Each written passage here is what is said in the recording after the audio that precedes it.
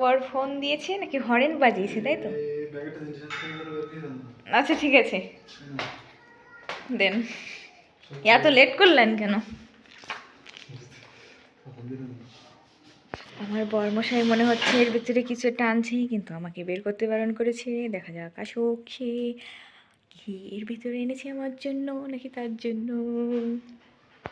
Guys, আমার বড় phone আসছে, আসবে, দরজাটা খুলবে।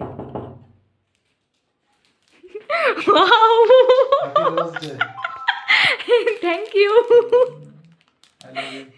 I love you too, thank you. গাইছি দেখো, না না এটা কোথা থেকে আনছেন? আনছি কোন জায়গা থেকে, পাকা ফলের সামনে থেকে ফুল বিক্রি করে। আজকে তো হ্যাপি রোজ ডে, দাম কত নিয়েছিল এটা? দাম সেটা মূল বিষয় না, এনে দিছি তাই বিষয়। Thank you.